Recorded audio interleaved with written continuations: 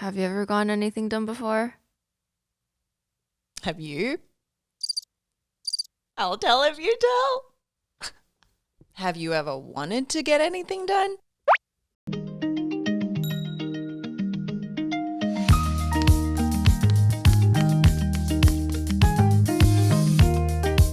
Hello, friends. Welcome back to It's Within by Beauty Within, a podcast exploring the depths of beauty and the magic within us all. Ding! So something that's been pretty front of mind for me lately is beauty procedures. When you go on YouTube, every other video is about buccal fat removal, the trend or their experiences. We're personally both not on TikTok, but I'm sure it's everywhere because every YouTube video is referencing TikToks. Yeah. And last week on Instagram, I'm usually pretty selective with who I follow, so I don't usually see people getting beauty procedures done, but 4 different friends, people I follow, got some sort of tweak done. Drama. So it's pretty front of mind. Sign of the times. And I would like to talk about it because it made me feel some feels. Yeah, okay. Yeah. So we're going to spill the beauty. Basically, share our thoughts on everything cosmetic procedures and just like how we look and where is this going? Where is it come? What is it? Where did it come from? Why don't you come? Okay, but actually, all jokes aside, I completely understand because even this time when I went back to Australia, my little cousins who were like babies in my mind, but they're like 20 something, they've also undergone like non-invasive procedures like filler or Botox or injections. But that was just like, oh my gosh, am I old? But also, I think amongst our peers in our industry, it can get superficial. We're also 30. And so it's kind of like nearing into that time of life. So let's talk about it because I think there's a lot of stuff that's happening. Yeah. So, Fel, what are some of the most, like the procedures that you're seeing your circle get the most of? It could be like online circles, IRL circles. Yeah, I actually get most of what I see from YouTube because I actually follow this plastic surgeon and he's based in New York. I think his name's Gary Blinkov. But him and this other girl who has a channel, she's called Stephanie, they always commentate on, I guess, like celebrity trends of what celebrities are getting nowadays, from like Bella Hadid to the list goes on, as we know. It's kind of like a guilty pleasure for me to watch through, oh my God, this is what people have done? Yes. And I think the interesting thing is how open people are now about it. But I don't know how that makes me Celebrities feel. or the average The everyday? average Joe. Oh my God. Yeah. And like people who I guess I wouldn't expect. Yeah, I'm in two minds about it. Like openness is great. I think sharing your experiences are great. But I don't know when it comes to this side of things, if propelling this idea of augmenting what is yours as something to be aspired to. I don't know. What do you think? It's such a tricky line to teeter because I feel like the baseline is, and I think I can speak for both of us, where if you want to get things done, get things done. Yeah. It is your life. You do what you want to do, right? But I think from a more like societal, impressionable young woman and now also men perspective of just opening up the floodgates of like, here's all the things that you can do and you can spend some money to like, to make all your insecurities disappear. Yeah. That seems very enticing. And I think while for some it may be like a really like a way out or like a light at the end of the tunnel, I think at the same time it opens up this door to like the other darker side. This is like the era of like buccal fat, and at the same time it's like the BBL what is it, like callback? Or What you is know how this? like when a manufacturer, like if a car comes out and then there's a malfunction, they like have a huge callback. Yes. I think a lot of Oh, people like my air fryer. Yeah, yes, actually, right? The Kosari one. Yes. Because like it might overheat and explode. Yeah. So I think this like BBL now, people are like, oh, it's actually not that good. And then people are dying from it. So Yeah, so actually let's talk about that specific part. Like you have appliances. You even have like fashion that goes through its trends, its fads. You can buy it, you can get rid of it, you can resell it, and you get a new thing. But like what we're talking about is surgery, something that stays with you forever. It's irreversible. But it's treated as a trend. Yeah. So that's what I find interesting. And like we want to talk about and get into, I guess if we're going to get anything and what we've gotten. I think this brings up, like you said, social media has really made accessibility really easy. And then this generation, I guess like our generation included, but the grass is always greener mentality. And then I guess this all leads up to confidence. Yeah. Like, where is this all rooted in and why is it becoming such a huge trend? So, My face is hitting up. I'm calming myself down. why are you hiding something? No, it's just such a hard balance to teeter. Yes. Right? Like we don't want to come off as being like, don't do it, but at the same time it's like, be careful. Yeah. Okay, so let's just first start off, I guess, with ourselves. Have you gotten anything done? Truth. Truth or dare? Dare you to get it. No, just kidding. What do you think? No, of course not. What about you? What about me? No. We're like pretty plain Janes. We are. Oh my God. We actually are. Okay, but like I will say, we'll talk about, because there's stages in life too. Yeah. I think where we are now, it can very easily fall into the trap of wanting to. But one thing that has always led me to just stay the heck away from any procedure, whether it's invasive or not, is I am petrified of needles. Like even your shots for health, I'm like petrified. Do you sweat? Like And whole panic? body. Oh my God. Like I even just envision a needle and I could just pass out. Like I start shaking. What if for Halloween I show up as a giant needle? Yeah, like get away from me. The most invasive procedure I've gotten is for my braces when I had to take out 4 of my teeth, and you better believe I almost passed out. But it has nothing to do with needles. No, because you need Oh, numbing numbing. in the Oh. gum. Oh. Yeah, so that's it. So that's the thing as well. Okay, so that's my reason. Needles, and I also just feel like natural is best.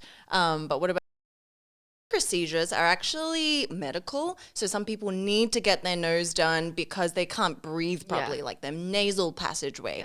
Or there's some sort of like imbalance where it's actually better for your health long run. Or if you have TMJ, where you like your jaw clenches a lot and then it's like Botox is recommended to help relax your jaw. Yeah. So there's also a distinguishing factor between those surgeries as well. I feel like growing up, being exposed to the 17 magazines of it all, the Cosmo girls, you can't help but want what you're seeing. And I think back then was like, I don't know, like a straighter nose or like a more, prominent, like cute nose. Or I like never actually thought about surgery for this, but it's like you want a thigh gap. So you're always just like, oh like, yeah. what? But then my body is just, it's not how my body's built. Everyone's body's different. I just have a very narrow hip. I think that's mostly it. Can't really think of anything else. Okay, so there was one thing that you said like a couple weeks ago. Yeah. And you were like, oh, my lips are starting to deflate. Oh, They're just yeah. not as plump as they were before. Yeah. What stops you from going and getting a little bit of filler, plumping, like seemingly easy fixes that doesn't last long? Well, the easiest fix is I learned how to overline my lips properly. That's it. That's magic. That's all I've been doing now. And like, I was like, I should have done this years ago. Years ago. But I think for me, there's this like saying that reversible decisions, the biggest risk is moving too slow.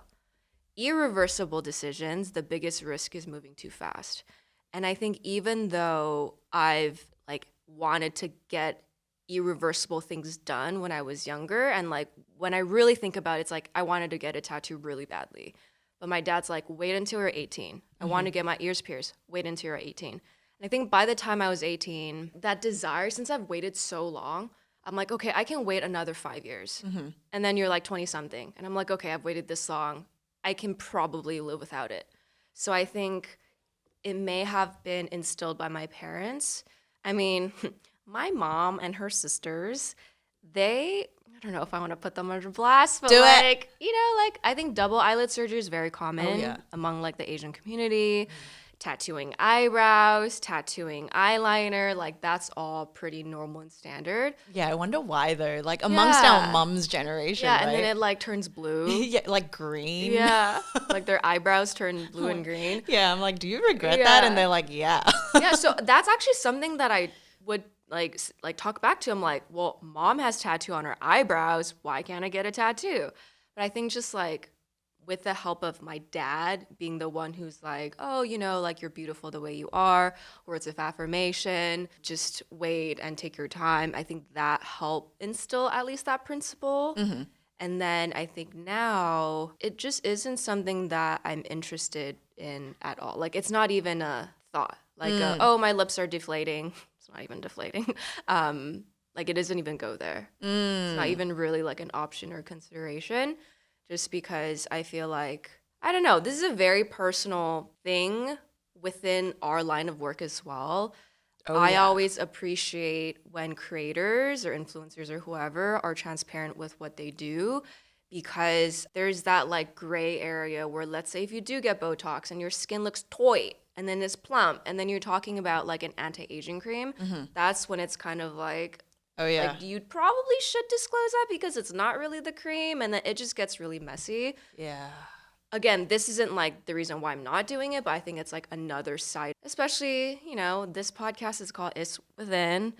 Beauty Within is called Beauty Within. And I think the channel and everything that we do really just is an extension of us. Yeah. Yeah, I think it's just my personal values. Again, if you guys want to get anything done, go do it. Like this isn't, we're not sitting here being like, you should do this, you shouldn't do that. But I think like personal values, that's where I stand. And you? What about me? Have you ever seriously considered getting anything done? No.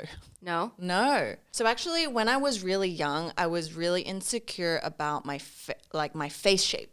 So it was very round, I felt. Buccal fat removal. Yeah, buccal fat removal. I didn't know that existed, but I can see why people would do that, because I would even like smile in front of the mirror and then just be like hide my hair around my face to just be like, why can't I be like this shape? Like, why is my face so round? And when I smile, it like protrudes out. And then on top of that, I had like acne and everything, right? So it was like a lot of different things. I was just like, this would be great. But obviously I didn't have the resources nor I was a little kid, right? All I knew was that I desire a different face shape. And then I guess that didn't really go away until much later, maybe like 20s something, like early 20s, which is when you kind of choose, well, for me anyway, I either choose to own what I have and learn to love it. I don't know, like you go through a process, right? You learn to like live with it harmoniously, or I can keep telling myself that I'm not pretty, I'm not okay, and like I'm just chubby, like on the face. There's so many things. And then there was a lot of Asian influence, because like Korea and all of, they have procedures for everything. I never had like eyelid insecurity because I had eyelids, but we all have a thing, And I mentioned in a previous podcast that like my legs were something that I was insecure about, and I knew that like in Korea and other places they would do calf slimming. Oh, yeah. Or they break your knees and make you taller. Yeah. And like to me, that was just bizarre. But I was like, oh my God. And then going back to like, I know my pain threshold, and I'm like, no way. Yeah, you can like fantasize, but your girl is not going to break my shin pads and whatever you have to do. But those are the extremes. What I think might be like a little bit more dangerous that plays on insecurities now is more of these like, oh, if you get Botox, you can change your chin to look more pointy, and it's only going to last 6 months, and then you can decide what to do later on. So I would say like if I was young, oh my God, and I saw everyone in my age group, like say I was 18 and I had all these thoughts and everyone around me was doing it and they're like, it's no biggie, it's a simple procedure, it only costs less than $1,000. I would probably be way more tempted than I was back when I was actually 16, 17 in that age. And it was just like, there was no way I could ever achieve, the accessibility. Yeah. So now, kind of like what you were saying about the older you get, the more you realize, like, what was I thinking? Like, who cares? Yeah. Like, you just become more confident in yourself. One thing is also, I don't want to look back and regret. There's one thing to be like, okay, just do it because you'll never know. But then I think that only plays to a very specific set of things.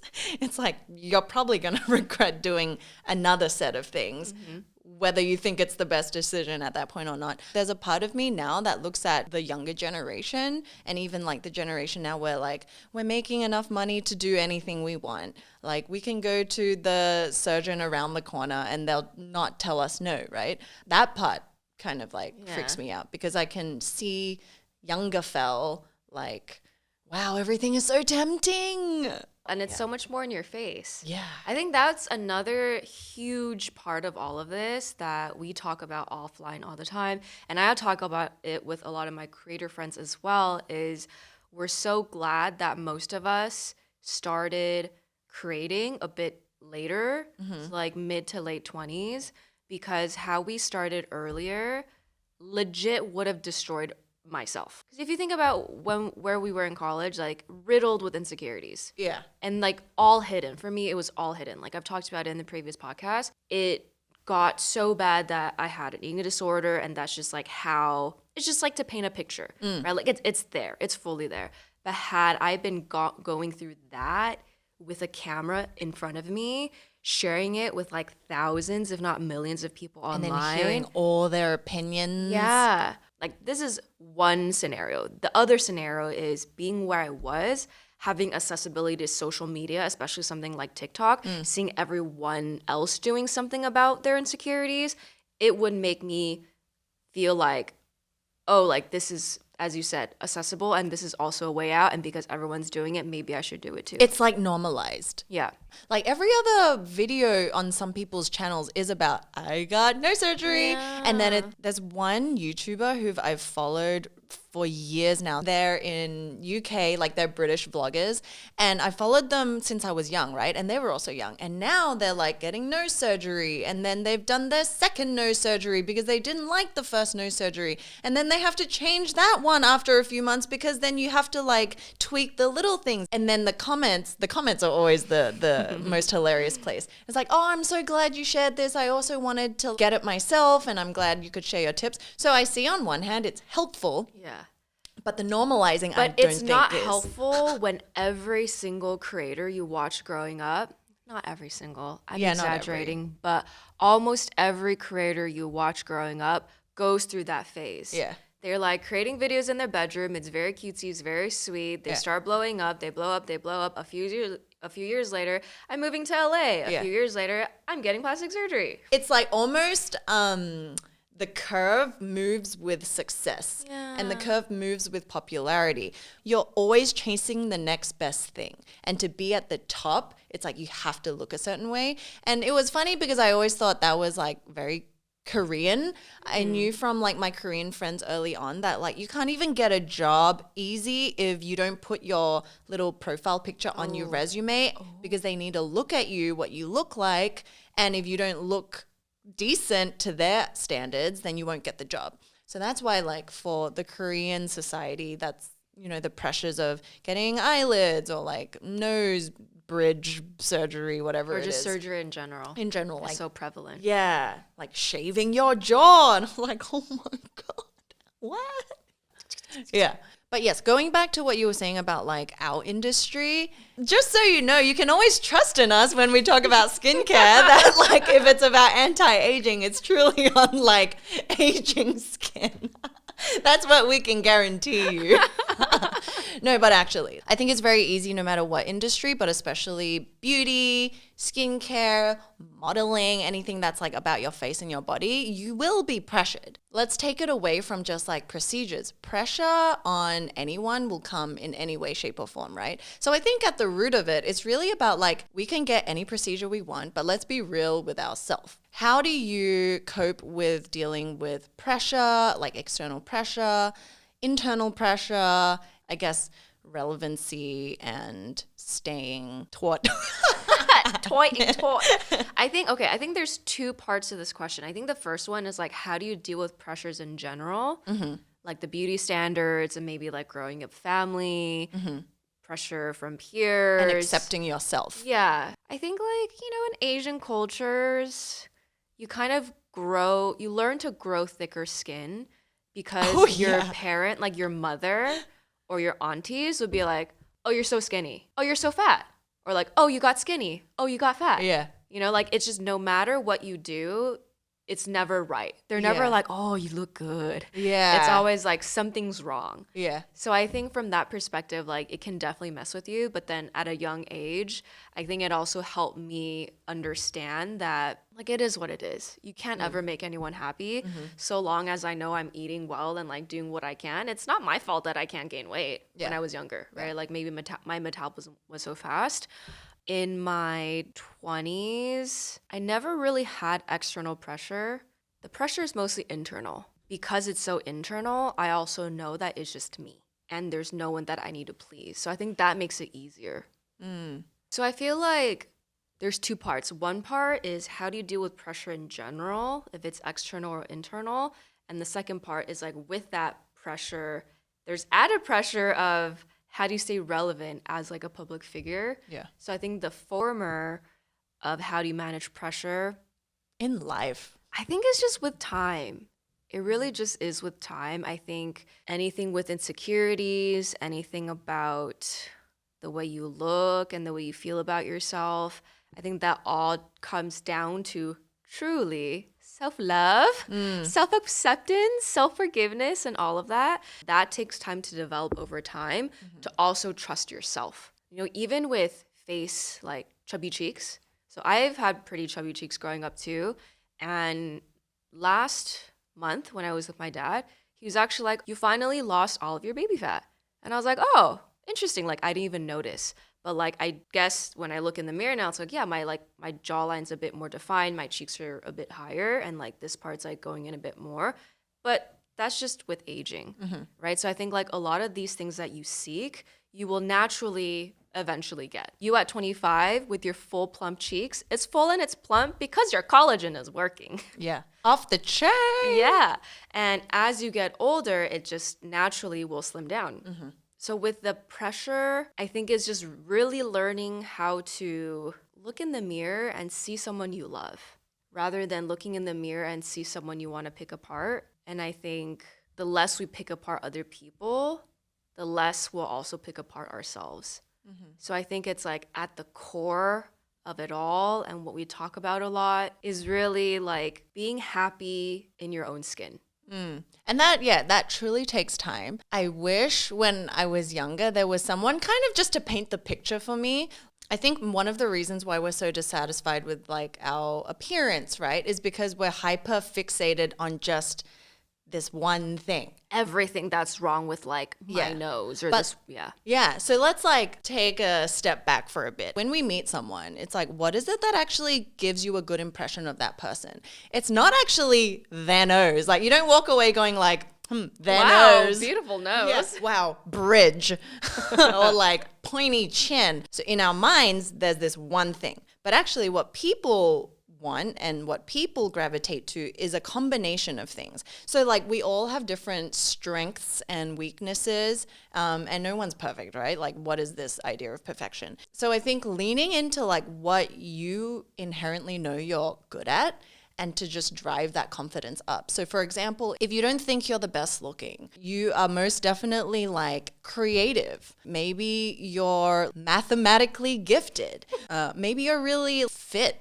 And so like getting confidence from the other buckets in your life will really give you the confidence to kind of forget about these more trivial, superficial things, because then naturally you'll kind of find your own people and you'll find your own industry where your insecurities are no longer insecurities. You kind of just band with the people who you can actually relate to, and then your seemingly huge insecurities can slowly over time with like our own maturity just dissipate. I'm asking myself, like, what else am I good at? I love painting. I love art. I love sports. Then you'll just concentrate on that and kind of find your own peeps. And like, there's so many different types of people. And then you see that the world is actually a very accepting place. It's a scary place, but it's like so accepting. So yeah, I kind of wish like someone was there to tell me that like to be beautiful is actually a combination of two or more things. It's not in the least just what you look like. It's like the feeling that you give people. Are they comfortable in your presence? Are they learning from you? Are you learning from them? And that's like beautiful. Yeah. Because think of how many beautiful people feel hollow inside. Yeah.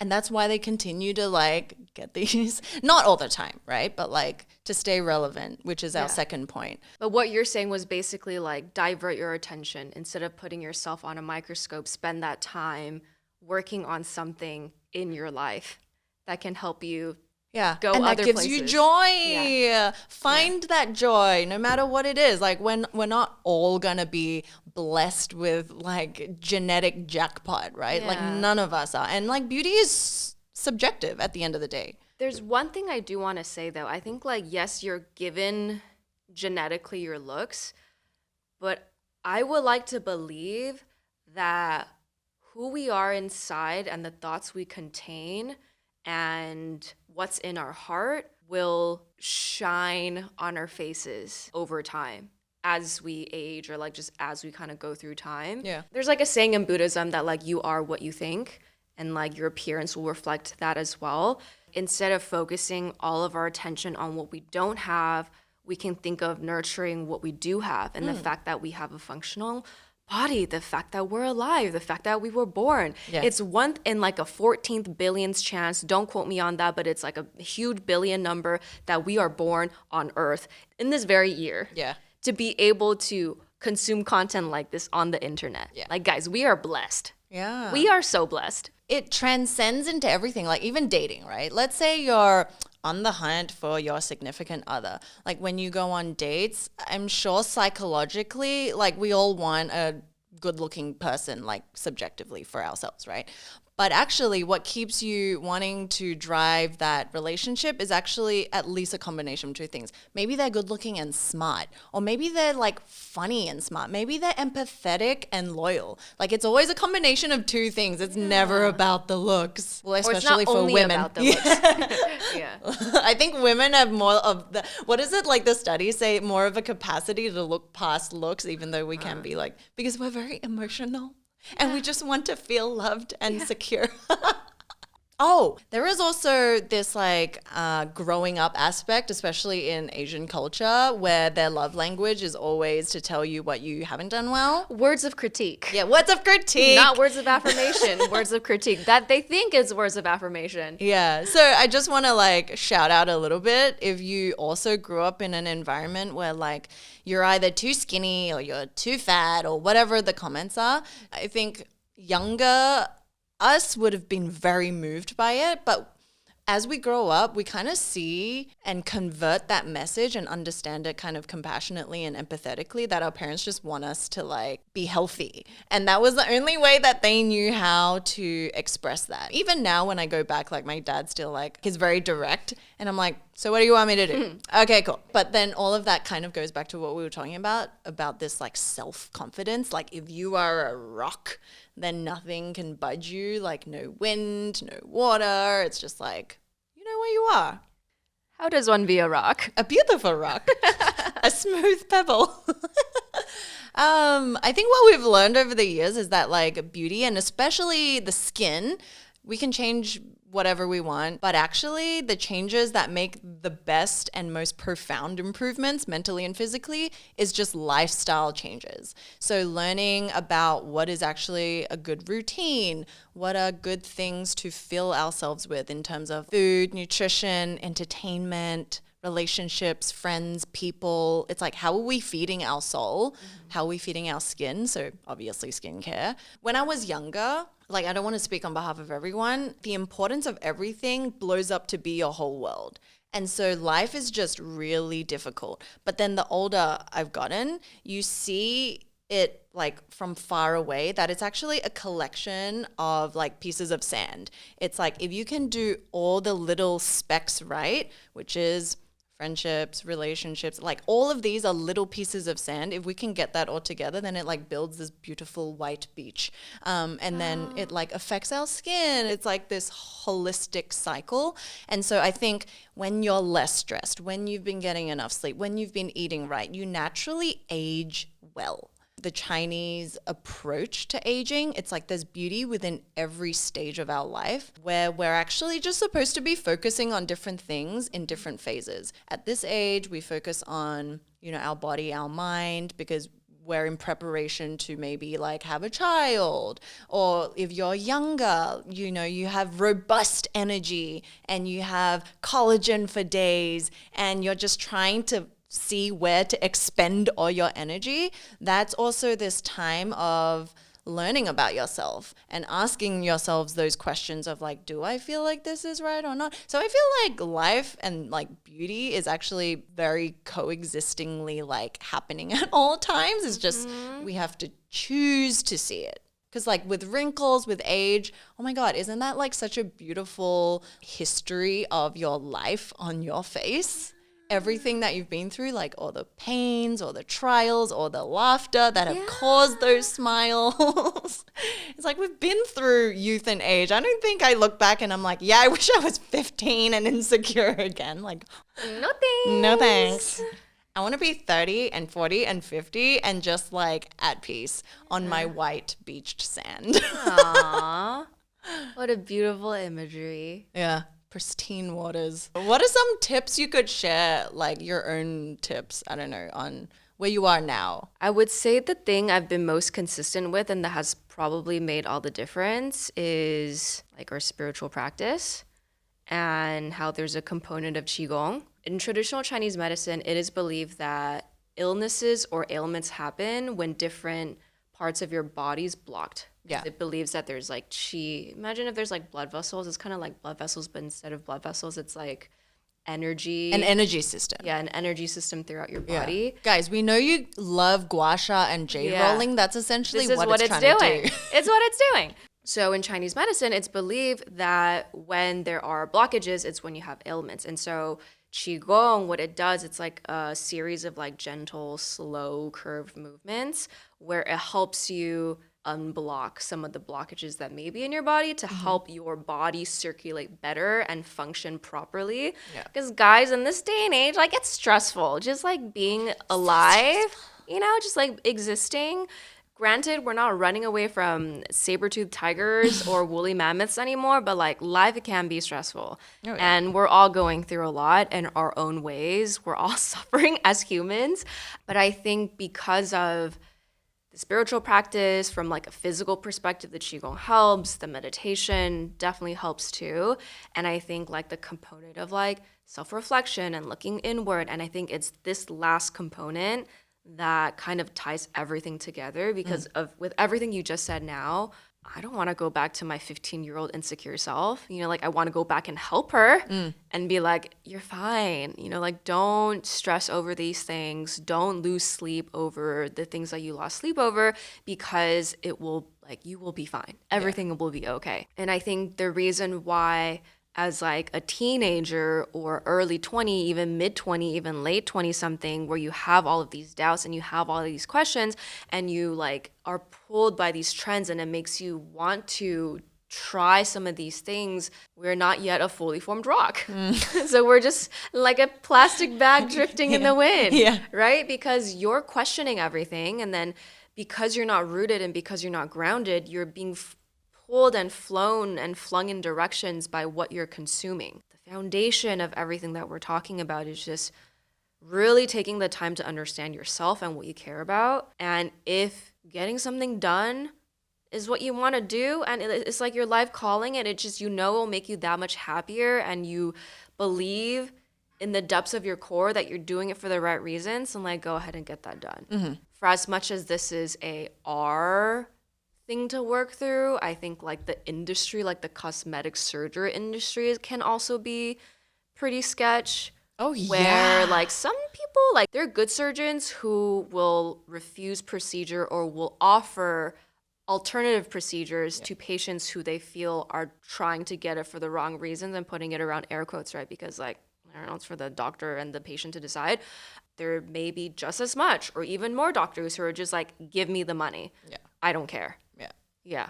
So, I mean, this is like a whole nother conversation, but knowing that, at the end of the day, only you can really look out for yourself in this way. Yeah. No one's really going to think about you the way that you can. You think about you. Yeah. And like no one's going to take care of you the way that you can take care of yourself. Yeah. I think what the tip is kind of just surround yourself with people who lift you up. So you don't, like, we might be really hard on ourselves. I think we forever will be. But to hear words of affirmation from your friends or your family or your significant other that, like, you're actually fine, and to, like, wholeheartedly believe that, I think it makes it easier when you're in the right crowd. And then not to sound like, we are your skincare sisters, right? Especially because I also have sisters. I don't like to sound like a mum all the time, but truly, if I look back at my own self, it's like you always want what you can't have. But when you live to that age, you truly appreciate yourself at that age. Like when I was 15, I might wanted to have looked more mature and older, like I'm in my mid 25s. And now when I'm like 30 something, I might crave the collagen I had when I was 15. So it's like we're never going to truly get what we want, but it's about like harmonizing. Meditating on it because it's fine. Yeah. And to add on to your point of surrounding yourself with the right people, I feel like to be vocal about your insecurities can help you receive the words of affirmation you need if you have good people around you. So for example, when I was like very self-conscious about my weight in college, I usually suffer alone, and it's usually just in my head. No one probably even knew that this was a huge insecurity. And so finally, as I was like coming out of my dark phase of like the eating disorder, or like I'm coming out the other side, I actually told my boyfriend at the time, I was like, yeah, I actually went through this thing. And he looked at me with like almost tears in his eyes, and he was just like, I would love you even if you're fat. Like, it's okay. Like, I'm tearing up now because it's like to hear that in that moment from this person you wanted to like receive the love from and please the most as well. Like, had I opened up a bit sooner, I could have had that like positive cycle of reinforcement sooner as well. So just to not be afraid of opening up a little if it is something that you're going through. And like a lot of times, or even, sometimes I'll just say in passing, like, like my nose, it's like so flat. Like James, oh my God, James literally has like a white person's nose. And I'm like, I want your nose. And he's like, babe, but your nose is so cute. I'm like, is it? He's like, yeah. I'm like, okay. So just being open about your insecurities, you may find that what you have and your body shape or your face feature is actually what like your friend really wants, And I think just kind of being able to see grass is greener on the other side from another perspective can give you like the reassurance that just the perspective. We all want the other grass. Other things. Yeah. And that it's human and that it's okay. And it's about how you take the time to make peace with it. So openness and honesty. So I guess on that note, to wrap up a very loaded topic. Heavy. Yeah, but also not. I don't know. We just want you guys to make the best decisions for you, and only you guys will know that. And we live and we learn. Yeah, and I feel like, to be fair, most people online, I wouldn't say they're being like, you need to get plastic surgery, right? But I think it's like there is a subtle, maybe even unspoken, they don't mean it. It's not like a intentional narrative, but there is this narrative that like, hey, we're getting plastic surgery and like this is our journey. I don't know, to kind of like balance that conversation of you can do what you want, but here's like another way to think about this. Yeah. If it's something that's been on your mind. There's so much good in being open. Yeah. But then sometimes we don't know the effects that we have, especially when it's grouped with a bunch of other people who are and then it becomes this like cohort of people that are all saying the same thing. And then some people will feel like, oh my God, maybe that's a norm. So we're just trying to give you an even playing field. So yeah, if you haven't subscribed, subscribe wherever you're watching from. For everyone who's left comments, thank you. And let us know if you want us to talk about anything else. Woo! Or if there's anything within this podcast episode that you're like, guys, more tea. Our tea's always lukewarm tea. I will say one last thing. The channels you brought up in the beginning of the video, I actually think they're amazing resources because I think there's always this like veil of mysteries around celebrities. Like, oh my God, they're beautiful. I want to look like them. And these channels are just like, guys, yes, they are beautiful, but like they also got work done. Yeah, coming from the surgeon himself. There's no such thing as a perfect face. If something's too good to be true, it probably is. Yeah. Thanks for watching. Thanks for listening. Bye.